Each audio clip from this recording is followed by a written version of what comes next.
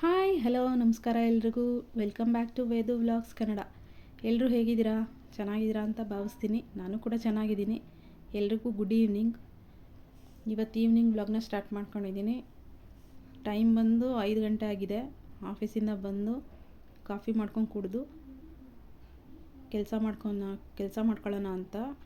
ನಾಳೆ ಗುರುವಾರ ಇರೋದ್ರಿಂದ ವಾರ ಇದೆಯಲ್ವಾ, ಸೊ ಅದಕ್ಕೆ ಇವತ್ತೇ ಎಲ್ಲ ಕ್ಲೀನ್ ಮಾಡಿಕೊಂಡು ನಾಳೆ ಬೇಗ ಆಗುತ್ತೆ ಪೂಜೆನೂ. ಅಂದರೆ ಗಡಿಬಿಡಿ ಆಗೋಲ್ಲ. ಇಲ್ಲಾಂದರೆ 3 ಗಂಟೆಗೆ ಎದ್ದೇಳಬೇಕು. ಒಂದೊಂದು ಸಲ ಬೆಳಗ್ಗೆ ಎದ್ದೇಳೋಕ್ಕಾಗಲಿಲ್ಲ ಅಂದರೆ ಲೇಟಾಗಿ ಹೋಗ್ಬಿಡುತ್ತೆ ಪೂಜೆ ಮಾಡೋದೆಲ್ಲನೂ.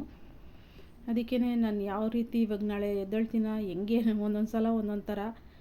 ಅದಕ್ಕೆ ಇವಾಗಲೇ ಮಾಡ್ಕೊಳ್ಳೋಣ ಅಂತ ಬಂದು ಮಾಡ್ಕೊತಾ ಇದ್ದೀನಿ.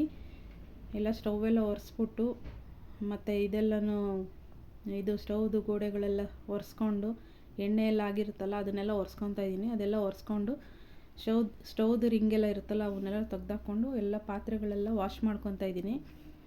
ಏನೇನಿದ್ವು ಸಾಂಬಾರಿನ ತಪ್ಪಲೆ ಆಗಲಿ ಎಲ್ಲನೂ ತೆಗ್ದೆಲ್ಲ ತೊಳ್ಕೊತಾ ಇದ್ದೀನಿ. ಏನೂ ಪೆಂಡಿಂಗ್ ಇಟ್ಕೊಂಡಿಲ್ಲ. ಎಲ್ಲ ನೀಟಾಗಿ ತೊಳೆದಿಟ್ಕೊಂಡ್ಬಿಟ್ಟು ಸ್ವಲ್ಪ ಡೊಮೆಕ್ಸ್ ಹಾಕ್ಕೊಂಡು ಎಲ್ಲನೂ ಶಿಂಕ್ನ ಕ್ಲೀನ್ ಮಾಡ್ಕೊತೀನಿ.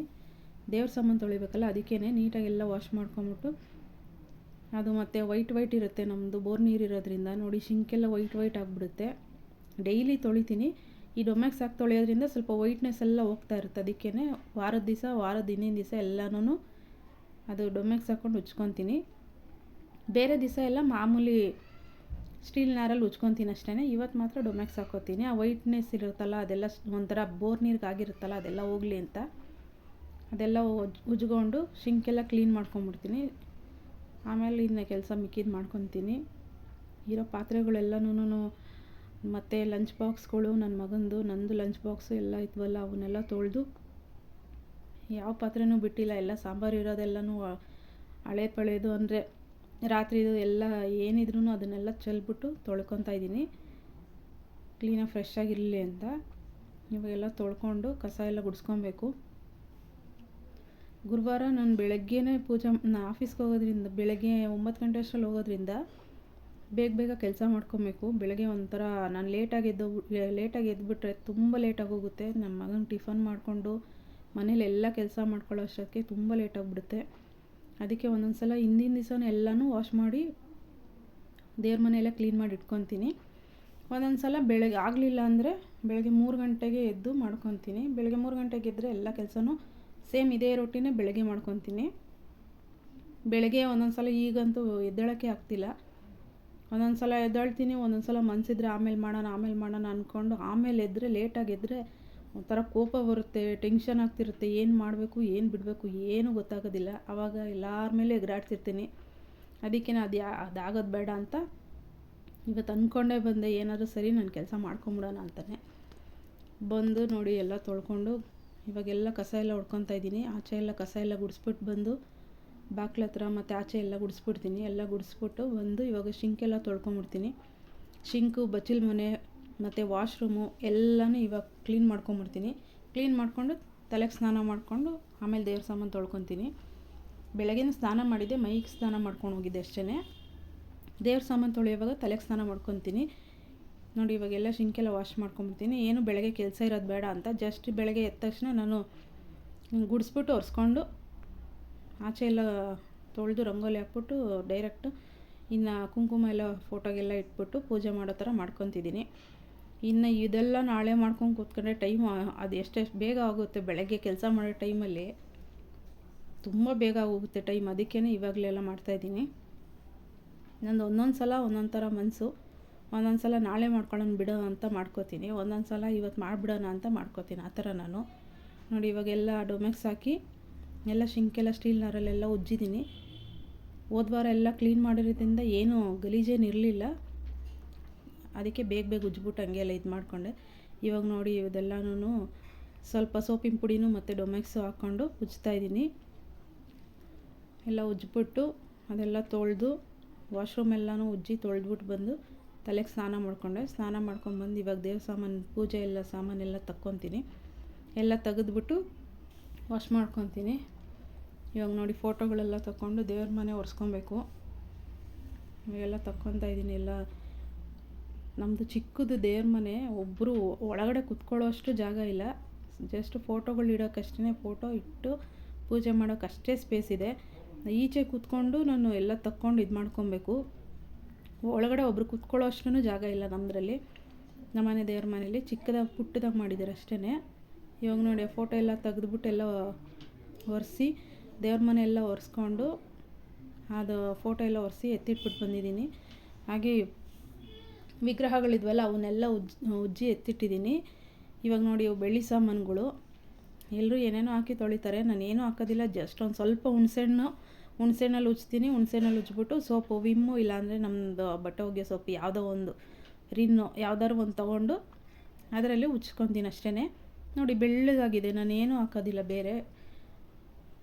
ಅಷ್ಟನ್ನೆಲ್ಲ ಹಾಕ್ಕೊಂಡು ನೀಟಾಗಿ ಉಜ್ಕೊಂಡು ತೊಳೆದ್ಬಿಟ್ರೆ ಆಯಿತು, ಬೆಳ್ಳಗಾಗುತ್ತೆ. ಮತ್ತು ತಾಮ್ರದ ಪಾತ್ರೆ ಇರುತ್ತಲ್ಲ, ತಾಮ್ರದ ಪಾತ್ರೆಗೆ ನಾವು ಹುಣಸೆಹಣ್ಣು ಒಂಚೂರು ಉಪ್ಪು ಇರುತ್ತಲ್ಲ ಅವೆರಡು ಹಾಕ್ಬಿಟ್ಟು ಉಜ್ಜಿಬಿಟ್ರೆ ಒಂದು ಸೆಕೆಂಡ್ ಉಜ್ಜುತ್ತಾ ಇದ್ದಷ್ಟೇ ಬೆಳ್ಳಗಾಗ್ಬಿಡುತ್ತೆ. ಆಮೇಲೆ ಒಂದು ಸ್ವಲ್ಪ ಇದು ಸೋಪಿಂದು ಇರುತ್ತಲ್ಲ ಅದರಲ್ಲಿ ಉಜ್ಕೊಂಬಿಟ್ರೆ ನೋಡಿ ಎಷ್ಟು ಚೆನ್ನಾಗಿ ತಾಮ್ರದ ಪಾತ್ರೆನೂ ಇದಾಗುತ್ತೆ, ಚೆನ್ನಾಗಿ ಕಾಣ್ತಿರ್ತೈತೆ. ಬೇರೆ ಏನು ನಾನು ಅಷ್ಟೊಂದು ಇದು ಮಾಡಿ ಉಜ್ಜಬೇಕು ಏನು ಮಾಡೋದಿಲ್ಲ. ಜಸ್ಟ್ ಇಷ್ಟೇ ನಾನು ಮಾಡೋದು. ಹುಣಸೆಹಣ್ಣು ಹಾಕಿ ಉಜ್ಜೋದು, ತಾಮ್ರದ ಪಾತ್ರೆಗೆ ಹುಣಸೆಹಣ್ಣು ಉಪ್ಪು ಇಷ್ಟ ಹಾಕಿ ಉಜ್ಕೊತೀನಿ. ಆಮೇಲೆ ಸೋಪಲ್ಲಿ ಉಜ್ಬಿಟ್ಟು ತೊಳೆದ್ಬಿಟ್ಟು ಎತ್ತಿರ್ತೀನಿ. ನಾನು ಕೊಳಾಯಿ ನೀರಲ್ಲೂ ಏನು ತೊಳೆಯೋಲ್ಲ. ಈ ಕಾವೇರಿ ನೀರಲ್ಲಿ ತೊಳಿತಾರೆ ಮತ್ತು ಸ್ವೀಟ್ ನೀರಲ್ಲಿ ತೊಳಿತಾರೆ, ಅದೆಲ್ಲ ಮಾಡೋದಿಲ್ಲ ನಾನು. ಅಕ್ವಾಗಾರ್ಡ್ ನೀರಲ್ಲೆಲ್ಲ ಏನು ತೊಳೆಯೋಕೆ ಹೋಗೋಲ್ಲ, ಬೋರ್ ನೀರಲ್ಲೇ ತೊಳಿತೀನಿ. ಬೋರ್ ನೀರಲ್ಲಿ ತೊಳೆದ್ರೂ ಅಷ್ಟು ಚೆನ್ನಾಗೇ ಇದೆಯಪ್ಪ. ಬೆಳ್ಳಿ ಪಾತ್ರೆ ಎಲ್ಲನೂ ನೀಟಾಗಿ ಬೆಳ್ಳಗೆ ಇದೆ. ಇವಾಗ ನೋಡಿ ಇವಾಗ ಇನ್ನೊಂದು ಕಡೆ ಅದೆಲ್ಲ ಕ್ಲೀನ್ ಮಾಡಿಬಿಟ್ಟು ಎತ್ತಿಟ್ಬಿಟ್ಟೆ. ನಾನೇನು ಅದನ್ನೆಲ್ಲ ಈಗ ದೀಪಕ್ಕೆ ಬತ್ತಿ ಹಾಕೋದು ಕುಂಕುಮ ಇಡೋದು ಏನೂ ಮಾಡಿಲ್ಲ. ಜಸ್ಟ್ ಪಾತ್ರೆಗಳು ದೇವ್ರ ಸಾಮಾನೆಲ್ಲ ತೊಳೆದಿಕ್ಬಿಟ್ಟು ವಿಗ್ರಹ ತೊಳೆದಿಕ್ಕಿ ಫೋಟೋ ಎಲ್ಲ ಒರೆಸಿ ಇಟ್ಟಿದ್ದೀನಿ ಅಷ್ಟೇ. ಬೆಳಗ್ಗೆ ಎದ್ಬಿಟ್ಟು ಕುಂಕುಮ ಎಲ್ಲ ಇಟ್ಕೊಂಡು ದೀಪಕ್ಕೆಲ್ಲ ಬತ್ತಿ ಹಾಕೋತೀನಿ. ಇವಾಗಲೇ ಮಾಡ್ಬೋದಾಗಿತ್ತು, ಸ್ವಲ್ಪ ಬೆನ್ನೋವು ಬಂದ್ಬಿಡ್ತು ಮಾಡಿ, ಅದಕ್ಕೆ ಸಾಕಾದಂಗಾಯಿತು. ಅದಕ್ಕೆ ಹಂಗೆ ಎತ್ತಿಟ್ಬಿಟ್ಟೆ ಬೆಳಗ್ಗೆ ಮಾಡ್ಕೊಳ್ಳೋಣ ಅಂತ. ಇವಾಗ ಇನ್ನೊಂದು ಕಡೆ ಟೊಮೆಟೊ ಸಾರು ಮಾಡೋಣ ಅಂತ, ಬೇಗ ಆಗುತ್ತೆ. ಅದಕ್ಕೆ ಒಂದು ಕಡೆ ಹೆಂಚಿಟ್ಟಿದ್ದೀನಿ. ಹೆಂಚು ಚೆನ್ನಾಗಿ ಕಾಯಿದ್ಮೇಲೆ ಒಂದು ಸ್ವಲ್ಪ ಎಣ್ಣೆ ಹಾಕ್ಕೊಂಡು ಟೊಮೆಟೊನು ಒಂದು 5-6 ಟೊಮೆಟೊ ಹಾಕ್ಕೊಂಡಿದ್ದೀನಿ. ಒಂದು ಸ್ವಲ್ಪ ಮೆಣಸಿನ್ಕಾಯಿ ಹಾಕ್ಕೊಂಡಿದ್ದೀನಿ. ಖಾರಕ್ಕೆ ಎಷ್ಟು ಬೇಕೋ ಅಷ್ಟು ಮೆಣಸಿನ್ಕಾಯಿ, ನಾನು ಸ್ವಲ್ಪ ಖಾರ ಜಾಸ್ತಿ ಹಾಕ್ಕೋತೀನಿ, ಅದಕ್ಕೆ ಅಷ್ಟು ಮೆಣಸಿನ್ಕಾಯಿ ಹಾಕ್ಕೊಂಡೆ. ಮೆಣಸಿನ್ಕಾಯಿ ಬೇಗ ಬೆಂದೋಯ್ತು, ಅದಕ್ಕೆ ತಕ್ಕೊಂಬಿಟ್ಟೆ ಅದನ್ನು. ಫಸ್ಟೆಲ್ಲ ಒಂದು ಪ್ಲೇಟ್ಗೆ ತಕ್ಕೊಂಡು ಇವಾಗ ಟೊಮೆಟೊ ಬೇಯೋಕ್ಕೆ ಇಟ್ಟಿದ್ದೀನಿ. ಆ ಕಡೆ ಚೆನ್ನಾಗಿ ಬೇಯಿಸ್ಕೊಬೇಕು. ನಾನು ತವ ಮೇಲೆ ಅಂದರೆ ಹೆಂಚಿನ ಮೇಲೆ ಸುಟ್ಕೊತೀನಿ ಅದನ್ನು. ಅದು ಚೆನ್ನಾಗಿ ಅಲ್ಲಿ ಬೇಯ್ತಾ ಇರ್ತೈತೆ, ಸುಟ್ಕೊತಾ ಇದ್ದೀನಿ. ಈ ಕಡೆ ಇನ್ನೊಂದು ಕಡೆ ಬೆಳ್ಳುಳ್ಳಿ ಎಲ್ಲ ಬಿಡಿಸ್ಕೊತಾ ಇದ್ದೀನಿ. ಅಲ್ಲಿ ಬೇಯೋ ಟೈಮಲ್ಲಿ ಇಲ್ಲಿ ಬೆಳ್ಳುಳ್ಳಿ ಬಿಡಿಸ್ಕೊತಾ ಇದ್ದೀನಿ. ಬೆಳ್ಳುಳ್ಳಿ ಎಲ್ಲ ಬಿಡಿಸ್ಕೊಂಡು ಆಮೇಲೆ ಅದು ಬೆಂದಾದ್ಮೇಲೆ ಎಲ್ಲ ರುಬ್ಬಕ್ಕೆ ಹಾಕ್ಕೋತೀನಿ. ನೋಡಿ ಇವಾಗೆಲ್ಲ ಬೆಳ್ಳುಳ್ಳಿ ಬಿಡಿಸಿ ಇವಾಗ ಇನ್ನೊಂದು ಕಡೆ ಟೊಮೆಟೊ ಬೇಯ್ತಾ ಇದೆ ನೋಡಿ, ಎಲ್ಲ ಚೆನ್ನಾಗಿ ಹುರ್ಕೊತಾ ಇದ್ದೀನಿ. ಅದು ತುಂಬ ಒಂಥರ ಘಾಟ್ ಆಗೋಗ್ಬಿಡ್ತು ಎಣ್ಣೆದು ಎಲ್ಲ ಮನೆಯಲ್ಲಿ ಹೊಗೆ ಥರ. ಎಕ್ಸಾಸ್ಟ್ ಆನ್ ಮಾಡಿಬಿಟ್ಟಿದ್ದೀನಿ ಎಲ್ಲ ಆಚೆ ಹೋಗಲಿ ಅಂತ. ಫುಲ್ಲು ಒಂದು ನಿಮಿಷ ನಾನು ಎಕ್ಸಾಸ್ಟ್ ಹಾಕಲಿಲ್ಲ, ಮರ್ತೋಗ್ಬಿಟ್ಟೆ. ಎಲ್ಲ ಒಂಥರ ಹೊಗೆ ತುಂಬ್ಕೊಂಬಿಡ್ತು. ಎಣ್ಣೆ ಹಾಕೋದ್ರಿಂದ ಆ ಟೊಮೆಟೊದೆಲ್ಲನೂ ಜಾಸ್ತಿ ಒಂಥರ ಹೊಗೆ ಥರ ಆಗಿತ್ತು. ಇವಾಗ ನೋಡಿ ಇನ್ನೊಂದು ಕಡೆ ನೆನ್ನೆ ಉದ್ದಿನೊಡೆ ಮಾಡೋದಕ್ಕೆ ರುಬ್ಬಿಟ್ಟಿದ್ನಲ್ಲ, ಅದರದ್ದು ಇಟ್ಟಿತ್ತಲ್ಲ, ಅದು ಫ್ರಿಜ್ಜಲ್ಲಿ ಇಟ್ಟಿದ್ದೆ. ಇವಾಗ ಹಾಕ್ಕೊಟ್ಬಿಡೋಣ, ಸುಮ್ಮನೆ ಇನ್ನು ಹುಳಿ ಬಂದು ಹಾಳಾಗ್ಬಿಡುತ್ತೆ. ಅದಕ್ಕೆ ನಾನು ಅದು ಉದ್ದಿನ ಹಿಟ್ಟು ತೆಗ್ದಿಟ್ಕೊಂಡಿದ್ದೀನಿ ಫ್ರಿಜ್ಜಿಂದ.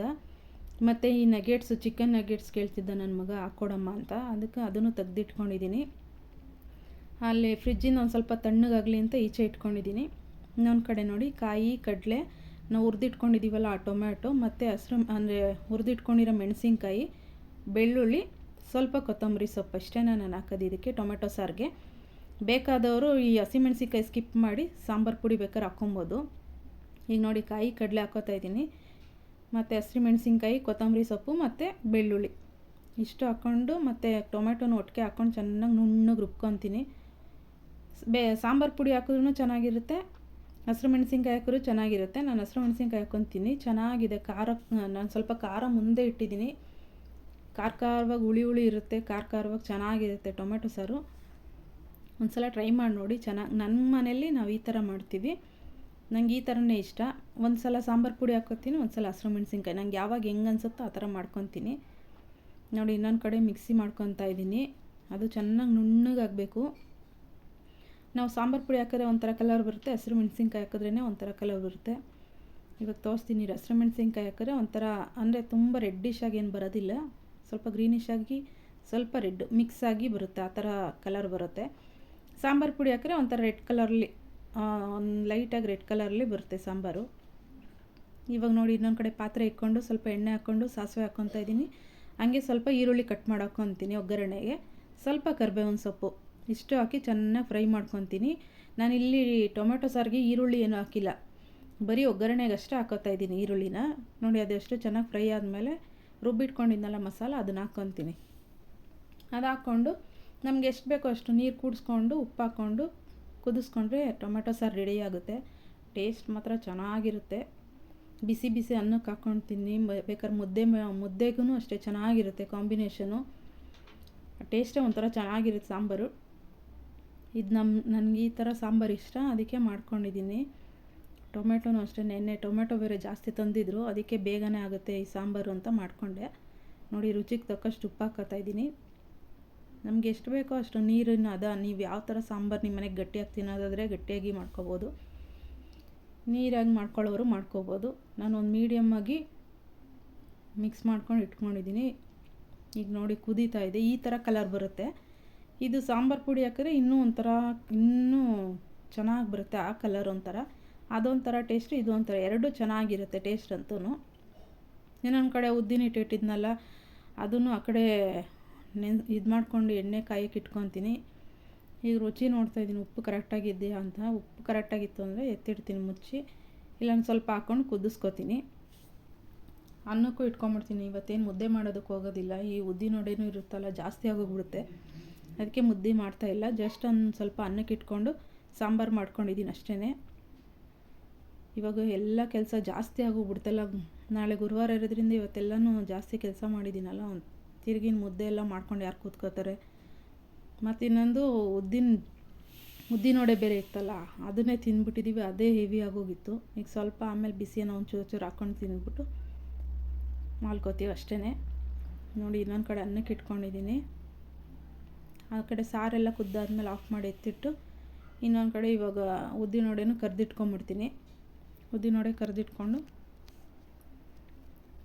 ಫಸ್ಟು ಉದ್ದಿನ ವಡೆ ಕರೆದಿದ್ನಲ್ಲ ಅದನ್ನೇ ಕೂತ್ಕೊಂಡು ತಿಂದಿದ್ದೀವಿ ಫಸ್ಟು, ಆಮೇಲೆ ಅನ್ನ ಸಾಂಬಾರು ಹಾಕ್ಕೊಂಡು ತಿಂದಿದ್ದೀವಿ.